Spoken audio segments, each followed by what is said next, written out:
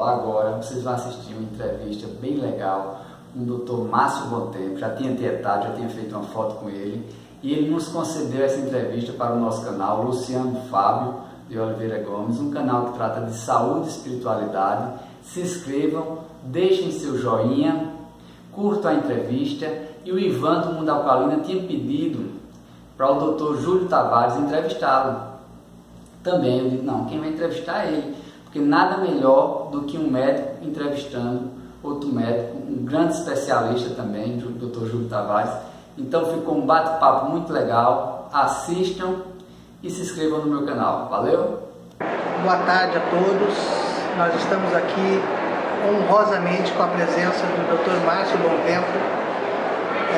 O Dr. Márcio Bontempo tem praticamente 90 livros publicados, é uma autoridade médica mundialmente reconhecida em vários campos da saúde, da promoção de saúde, e nós aqui estamos com ele então para conversar um pouquinho a visão dele sobre a água alcalina, se isso realmente é importante, se não é importante. Nós vamos fazer um bate-papo informal aqui para passar para vocês o que isso significa em prol da saúde de uma pessoa. Enfim, já falei demais. Vamos deixar aqui que o meu nobre, caro colega Márcio Bontempo possa nos dizer alguma coisa a respeito disso. Primeiro, realmente é uma honra muito grande te reencontrar, né? Reencontrar você, a gente se vê de novo. Nós temos a mesma filosofia de vida, a mesma ideologia, mesmo nível de percepção da questão toda das novas ciências, da visão sistêmica da vida, do universo, né? E a questão da água, você sabe que eu estudo a água há coisa de pelo menos 30 anos. Né? E essa questão da água alcalina, ela tem não é só o fundamento da saúde. Ela basicamente, a gente pode até colocar o seguinte: a água alcalina, muitas pessoas perguntam assim, a água alcalina ela cura, ela faz bem? Né? A gente pode dizer que faz bem, mas a questão é o foco no contrário, que a água ácida mata. Né? A célula com o seu citoplasma acidificado, ela mata, ela morre, ela enxuga, né? Ela começa a envelhecer rapidamente. Então, o sangue, quando tende a ficar ácido, o corpo tem que gastar minerais para poder, então, tentar manter o pH próximo do 7,4. Daí a grande besteira de falar de sangue ácido, não tem sangue ácido, mas tem célula ácida. Então, o ambiente inteiro da célula citoplasma, com a água de torneira comum, com água mineral ácida, água mineral com mineralidade alterada, essas águas, osmose reversa também, que perde mineral completamente, né? Perde oxigênio. Você tem essas águas ricas em cluster, que são as macromoléculas também, com água ácida. Isso tudo em conjunto, sem a gente perceber, isso vai prejudicando lentamente o organismo. E, Márcio, ninguém está inventando nada disso. Isso aí a natureza já nos trouxe, né, estudo das populações mais longevas e com menos doenças crônicas degenerativas na face da Terra, que são basicamente no Japão, em Okinawa, na Abcásia, na Geórgia, os Unzas no Himalaia, lá no norte do Paquistão, enfim.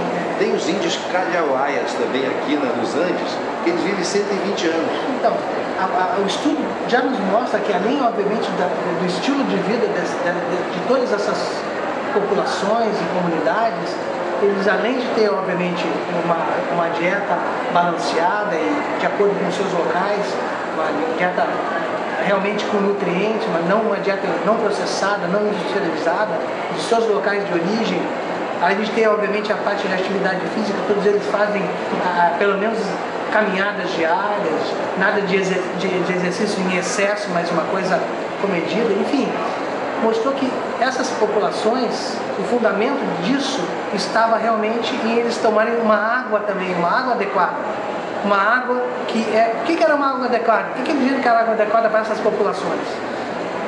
Ela tinha que ser ionizada com íons alcalinizantes. Essa água acabava tendo, por íons alcalinizantes, todos os benefícios que o traz para o nosso organismo, de uma maneira geral. Essa água é uma água que acaba sendo uma água com potencial antioxidante negativo, ou redox negativo, ou seja, uma água altamente antioxidante, que vai ajudar a combater nossos radicais livres. Lógico que existem, né, substâncias antirradicais livres, os antioxidantes que a gente tem que ingerir, isso é uma outra coisa, mas a gente tem que simplificar as coisas de uma forma mais funcional e simples, que a partir da água a gente pode já fazer isso. Então, a gente só está retratando uma coisa da natureza, uma água ionizada, alcalina. Então isso foi estudado, ninguém está inventando nada. Na natureza nada se cria, a gente copia só a natureza. Nós usamos a tecnologia para nos reaproximar da natureza. Perdemos realmente a estrutura natural. A água na natureza ela tem um equilíbrio de pH, né? E tende a ser alcalina. E onde é mais alcalina, as pessoas são longevas. Eu costumo dizer, João, hoje eu mudei assim, um pouco assim, a terminologia. Quando a gente fala em água alcalina, e sem saber de fato, até médico mesmo, colega, não sabe direito o que ele está falando. Mas eu tenho usado o termo água ortomolecular. O que é o ortomolecular? Orto vem do latim, né, do grego, que significa correto. Então, a água correta é a água que tem pH certo, não tem cluster, tem condutividade elétrica adequada, osmolaridade, viscosidade, tudo adequado como é na natureza. Então, e também eu chamo de uma água adaptogênica. Porque a adaptogenicidade, como você sabe, é a nova visão da farmacologia. O que é o adaptogênico? É uma coisa que se você ingere, se tiver alguma coisa em excesso, ela baixa. Se tiver uma coisa baixa, ela eleva. Por exemplo, pressão. Uma substância como, por exemplo, um produto como o ginseng. O ginseng é adaptogênico. É uma planta que você usa, ele equilibra a sua imunidade. Se estiver muito alta, ela baixa. Né? Com alergia, por exemplo. Se estiver muito baixa, ela eleva. O alho, por exemplo, é adaptogênico. Alimentos funcionais são adaptogênicos. O alho, por exemplo, pessoa com pressão alta, ela come o alho, a gente sabe que vai ajudar a baixar. Mas uma pessoa que tem pressão normal pode comer toneladas de alho e não vai ficar com pressão baixa. Isso é adaptogênico. E a água, essa água que a gente trabalha com todo esse processo, com a correção quântica e tudo mais, ela fica ortomolecular, adaptogênica, adequada. Eu chamo. É interessante porque as pessoas normalmente se preocupam, tanto os colegas médicos quanto os nutricionistas, as próprias pessoas, né? Elas se preocupam em relação à alimentação, em relação ao que elas devem comer, usar como remédios, que não trata nada, não cura nada. Se curasse alguma coisa, seria curédio, não remédio, e remedia, por isso que eles chamam o nome dele é remédio. Está preocupado com esse tipo de coisas e na verdade não cuida do principal, gente, é no mínimo por baixo. 70% água, nosso cérebro é 85% da água. Então, se a pessoa não está preocupada com isso, ela não está preocupada com a sua própria saúde intrinsecamente, na sua origem, na sua base, na sua essência, nas coisas que realmente é fundamental. Então, a pessoa não está preocupada com a base, quer se preocupar com as coisas que realmente são muito importantes, mas que depende da água. A água não só hidrata, tem várias funções, ela vai levar os nutrientes, vai levar, detoxificar as toxinas, respiração celular, vai fazer com que esses nutrientes sejam absorvidos, que sejam transportados, que vai levar a nutrição para dentro da célula. Perfeito. Quero lembrar que os alimentos também, você vê muito colega, principalmente o nutrólogo, fazendo dieta, não pensa na água. Mas 40% geralmente dos alimentos tem água nele. Você pega 1 quilo de arroz cozido, aí você enxuga ele todinho. Aí você, quanta água tinha ali? Então, quer dizer, a água que preparou o alimento também tem que ser. E sem contar que as pessoas pensam, né, olha assim, água, que água é importante para quê? Tem muita água no sangue. E como a gente estava conversando hoje pela manhã, e foi tu mesmo que salientou, realmente isso é uma coisa importantíssima para as pessoas se darem conta.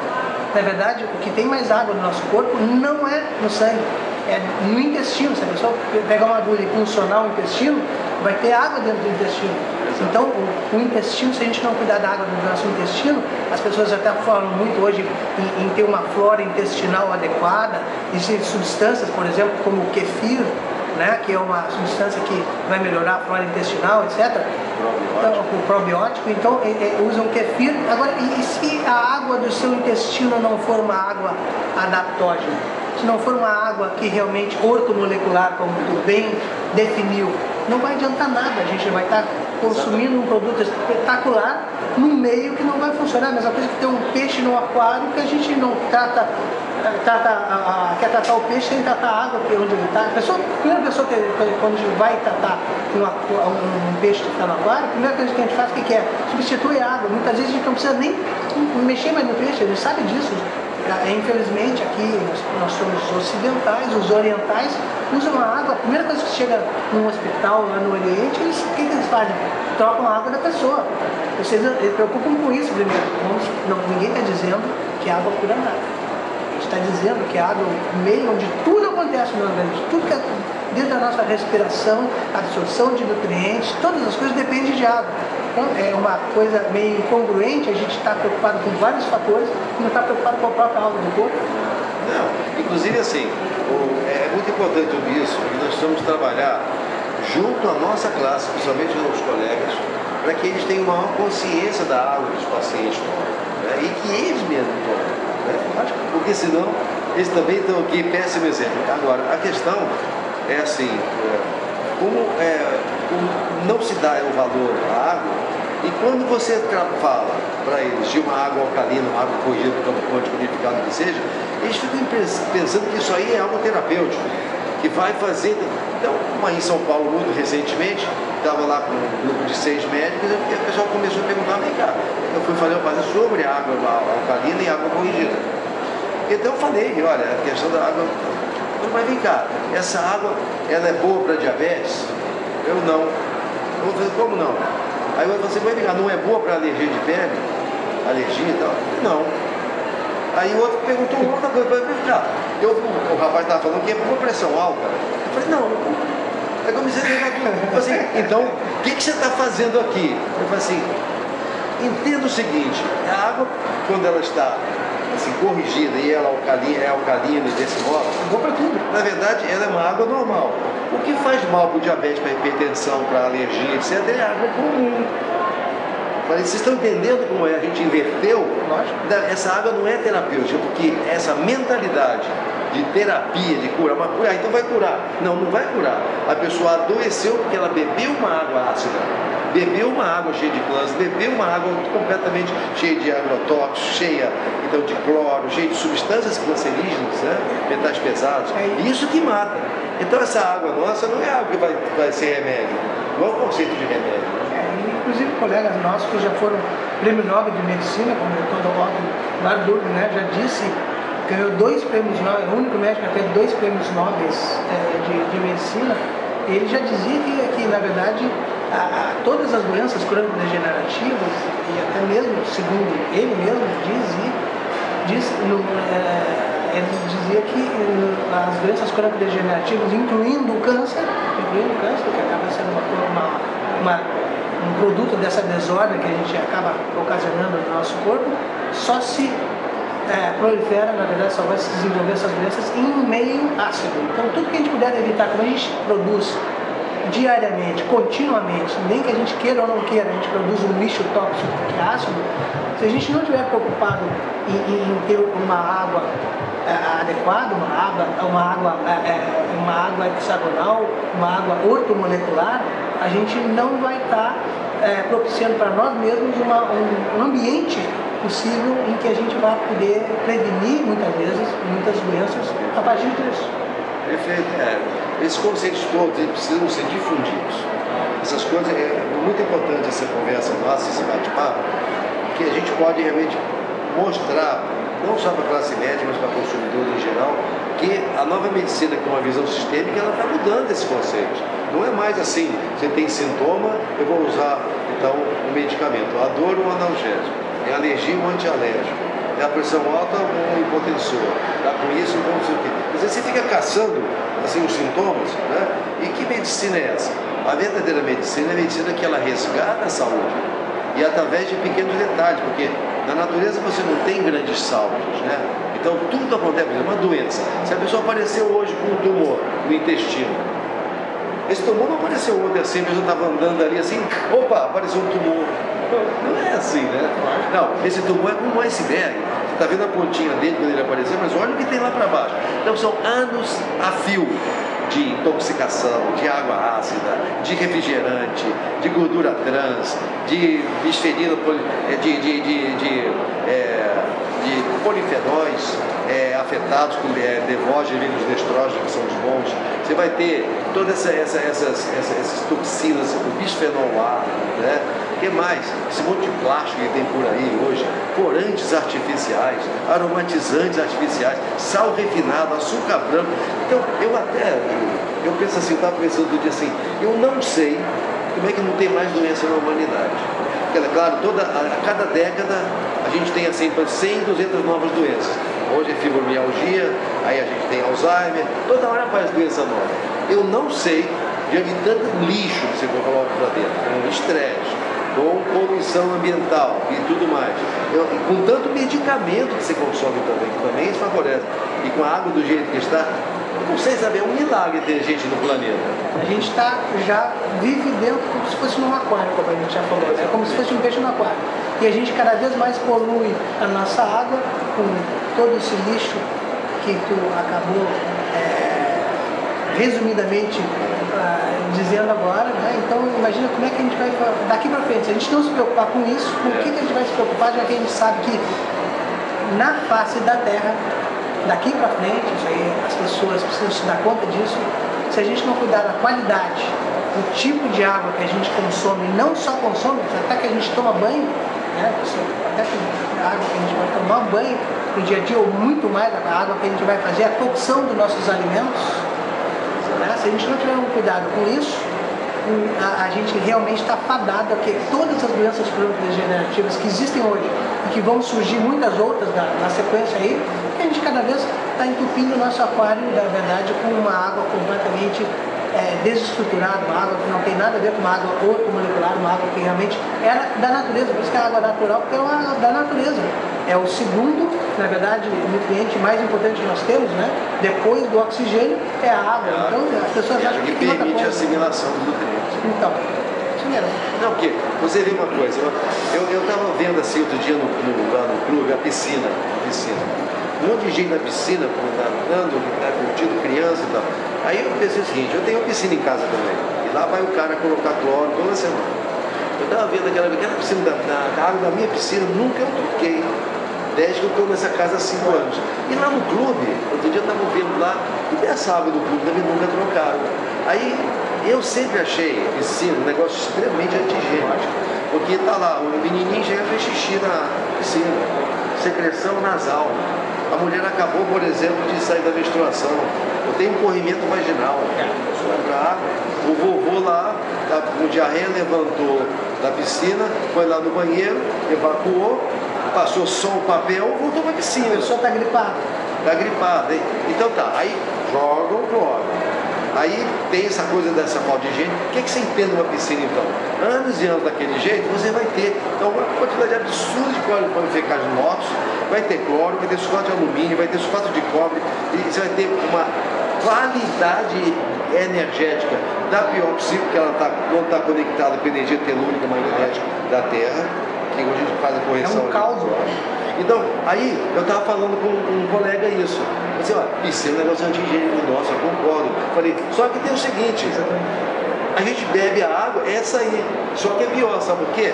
Porque essa água da piscina, né, não tem nenhuma fábrica perto jogando vinho, outro jogando agrotóxico, jogando corante, mas a água que chega na estação de tratamento, ela vai passando ao longo de um monte de cidade, pegando lixo e resto de lavagem de canil, não sei o que, e fábrica e plantação de batata com agrotóxico, onde plantou cana que tem mercúrio, não sei o que, então essa água vem pegando tudo e não depura, aí vai precisar de tratamento, a gente joga mais coisa ainda.